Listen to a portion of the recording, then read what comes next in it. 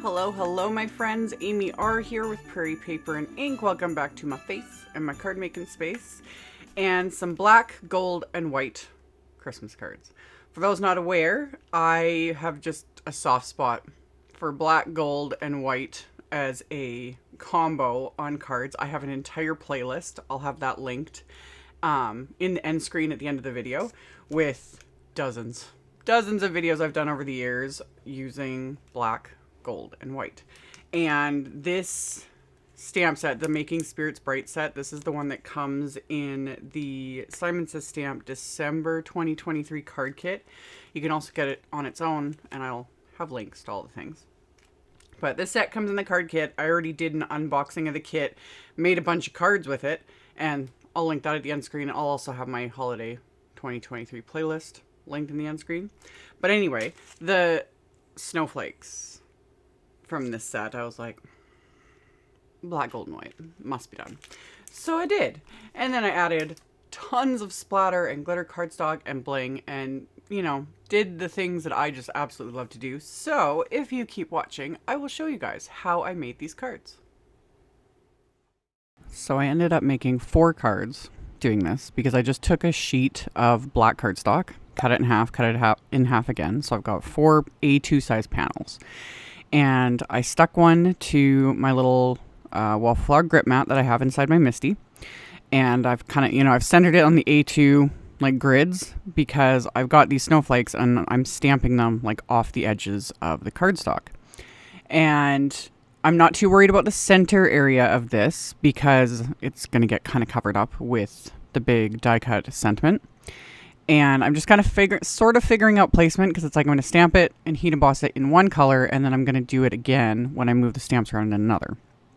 So once I had my placement and I was happy with it, took that cardstock out of my MISTI. I've talked about this. I like applying my anti-static powder outside of my MISTI now that I'm using the grip mats in my MISTI because the anti-static powder, it just, it builds up. And all you have to do is wipe it off, or you can wash the grip mat. But I was like, if I save myself the step of always having to clean off the mat inside my MISTI. So this just saves me like a few minutes, I guess, maybe at the end of the day. So applied all my anti-static powder to all the panels and then would stick them into the MISTI, ink up the stamps with clear embossing ink, and then stamp this onto each of the panels. And then I've got my Simon Says Stamp gold embossing powder. These are just Systema containers. And I only keep my most used powders in these. So my gold, my white, clear, silver, etc. Like just those ones. All my other embossing powders, I don't have like multiples of. I don't use as often. So those I just keep in a drawer like I show in videos. And I just, I use those with just like a little coffee filter to catch the excess and funnel back into the container. But those big containers I've got, because I get asked about those a lot, there's literally probably the equivalent of 4 containers of embossing powder in there, 4 to 5 maybe. And yeah, no one needs this much. I just, over all these years, I ended up with so many containers of embossing powder of my most used ones, because like they would come in kits, etc. And I had drawers. I had so much embossing powder. So poured them into containers like this. It just works for me. But yeah, 1 container of embossing powder will last the average crafter a very, very, very long time. So yeah, that's that on the embossing powder. But stamped all 4 card fronts with those snowflakes, covered them with the embossing powder, tapped off the excess, and then melted them all in one step. Now, I could have done all of this like on the actual card base because my card bases ended up being black cardstock as well. However, it's easier to handle everything when it's kept separate. And, these are going to warp because of all the heat and everything. And yeah, I'd rather just do them separately and then adhere them. Plus, I wasn't sure when I first started these whether or not I was going to trim down these panels like to slightly smaller, or if I was going to die cut them, because I just had a rough idea in my head. So after I had got all of these melted, rather than clean the stamps off and then dry them and everything, because I need to move them around, I just put one of the panels just kind of centered again in my MISTI, and then I just covered it. And I've shown this in other videos. This is it has a really long name. The Simon Says Stamp Positively Perfect Placement Guides Large. You can also use, and I've shown this in other videos as well, like the back of the packaging of the kind of release sheet from the stamp set. I've used that too. I do like these placement guides because I purchased them. There's this size and there's the smaller one. I used this bigger one because it covers the entire inside of the MISTI. And it's a hefty sort of plastic too. Like, it's not flimsy, so it's going to last me forever. But I did that put that there. It's got grid lines. I'm not worried about the grid lines. I just did it to cover the cardstock so that I'm not getting that embossing ink from the snowflakes, and you can see I can move all these stamps around until I get it the way I want it. So I do this a lot too. Yeah, when the stamps are inked up with other things, and if I just need to move stamps around, it's like slap that grid line mat on top of whatever I'm doing, move my stamps around, and then I can just clean the mat, and I don't have to worry about like mucking up my cardstock. So I moved all the stamps around and figured out like a different placement for the card fronts inside the MISTI so I could stamp again these images kind of off the edges and whatnot. And once I was happy with that, I had used the anti-static powder tool again. However, I'm manhandling these things and getting fingerprints all over the place, etc. So I'm still getting a bit of embossing powder here and there where I don't want it, but I just take a dry paintbrush, wipe off the spots that, where I don't want them. And then again, stamped everything with clear embossing ink, and then this time used white embossing powder. Once that was on all the backgrounds, I then melted them just back to back, just like so. And then after I had all of these melted, I just used an acrylic block this time and stamped a few of the images just to fill in some areas. It was faster to do it this way. Also, because like the one snowflake here for the corner, I wanted with gold. And then I'm going to stamp a couple of the other like smaller images just again to kind of fill in a couple spots there. And just used acrylic blocks, stamped them. And then those ones I did white. So I just kind of would carefully... this is sped up in editing, but in real life, I was a little careful when I was pouring over to make sure I'm not tapping like the gold embossing powder because it isn't melted yet on the bottom right corner there. And then the other ones I put white embossing powder on. So I was just kind of careful between the two that I'm not like getting my embossing powders mixed up. And then once that was all in place, my final heating of melting, that one in the corner and then those two little ones just to fill it in. And like I said, that center area, it's not going to matter. And also because I'm going to add splatter, but I'm going to add the big die cut sentiment to the centers of these. So there's no point stamping things because you're not going to see it. So got everything stamped, melted, good to go. You could leave it here, but you guys know me and splatter. It's perfection. So I first wiped off the excess anti-static powder from all of these backgrounds just using one of my little microfiber cloths. Got that all wiped off. And then splatter. So I've got my little splat box. And the first thing I used was white gouache. So I put some of that onto just my little palette. And then off to the side, I just have my big mason jar full of water. So I just got water on my fan brush just to thin out the gouache so that it splatters properly. And then went to town and just heavily splattered these backgrounds because it just works. It's like a whole gorgeous blizzard going on these things. So put the two card bases or two card fronts into the splat box, completely covered them with the white splatter, repeated the process with the last two card fronts, and then cleaned off my brush. And then I have the Gonzai Tombi Starry Colors, the gold watercolor, of course. I already had that ready to go. So got the brush dipped in that and then added gold splatter to all of these. And same thing, just went in heavy.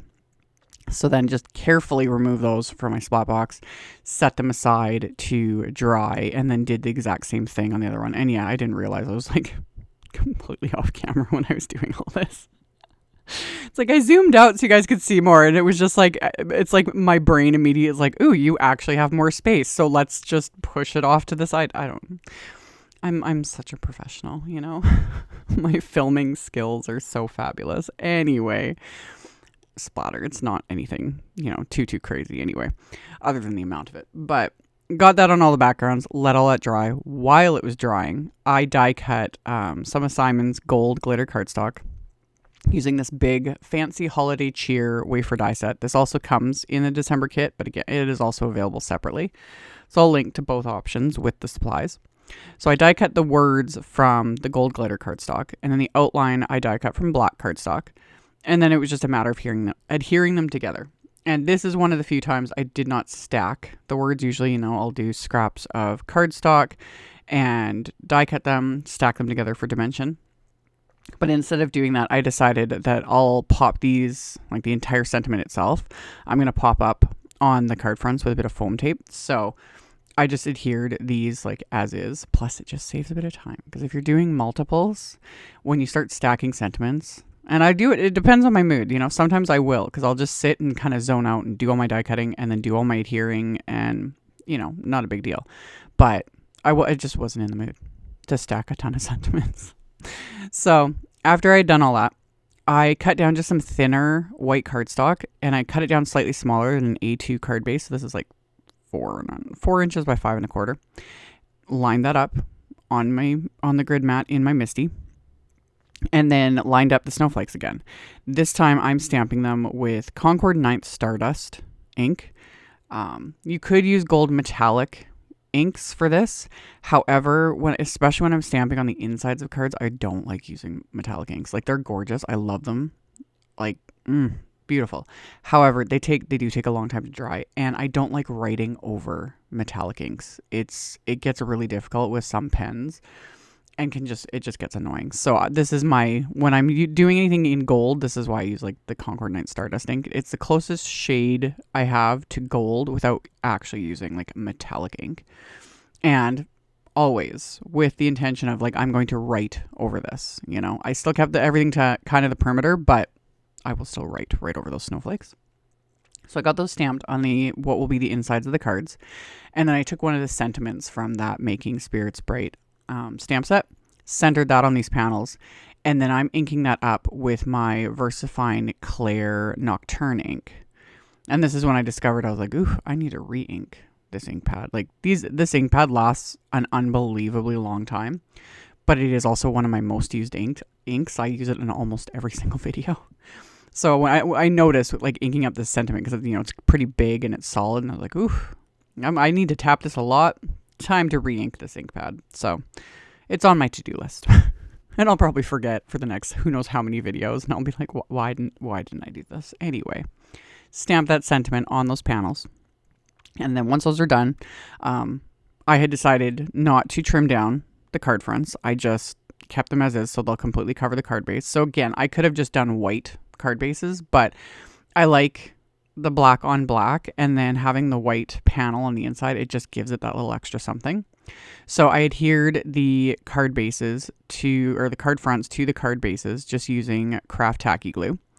And then I'm going to adhere the insides of the cards, again, just using craft tacky glue. You could also just adhere the sentiments to the card fronts with just glue and not have any dimension whatsoever. Like, just keep them, super flat, even easier to mail. But I just used Simon's thin black foam squares, so not the regular ones, the thinner ones. So it gives them just a little bit of dimension. You could also skip that, and if you could just die cut scraps, from the outline, because that's fairly quick. That's pretty quick and easy adhering versus, adding sentiments, like stacking those together. But foam tape for the win. It was just, again, it was quick and easy. So I put those on the back of the sentiments and then pop those onto each of these cards. So again, just a little bit of dimension. You could always stop here. The bling is it's more noticeable in real life because there's just a lot going on. I still call these cards like fairly simple because there's not a lot of steps involved, but just with everything going on, they do look like very busy, because we got shimmer and splatter and glitter and all the things. But of course I added some gold embellishments because I've got multiple lifetimes worth of embellishments. So I added some gold glitter embellishments and adhered them into place with little dabs of craft tacky glue, just picking them up with my little embellishment wand. And then as my final step, I don't always do this. More often than not, I have like color envelopes or I have metallic envelopes from Simon. And that's generally what I use with a lot of my cards. I don't often like do coordinating envelopes. However, For these, it just worked out, you know. So I took white A2 envelopes. I put a piece of cardstock in them just to keep the envelopes flat and a little, it, you know, gives you a more solid surface to stamp on, because, you know, there's all the backs of the envelopes, the flap and the, you know, parts folded over. So that cardstock just keeps the envelope, gives the surface of the envelope just a smoother surface to stamp on. And then I'm just stamping those snowflakes with the Stardust ink and with the Nocturne ink. And I have them all ready to go, so then I can just like lined up the stamp and then ink up stamp, ink up stamp, ink up stamp. So I can do all these envelopes just back to back to back. And it just gives them that extra something. And again, like the metallic ink would look really nice. If you really wanted to get fancy, you could have gold heat embossed the snowflakes instead of stamping with the Stardust ink, but that would just take extra time and I wasn't in the mood. So I just stamped them as is and then still lined up the little stamps and stamped those too, just to bring in more of that Stardust color. So I went through, stamped all my envelopes, and once these were done, then all of these cards and their matching envelopes are complete. So like I mentioned in the intro, I will have a link below the video to my blog post. I'll have my supply list. I'll link to all the supplies I used. I'll also link to that kit if you want to check it out. And then at the end of the video, I'll link to the unboxing video I did of the kit, my 2023 holiday playlist, and my black, gold, and white playlist. You guys can check those out if you are interested. As always, thank you all so very much for taking the time to watch my videos. I really appreciate it. Thumbs upping and commenting, it helps a ton. It tells the robot overlords you guys like what you see and helps my job. And yeah, subscribe if you haven't. I'd love to have you. And I'll see you all very soon in the next video. Bye.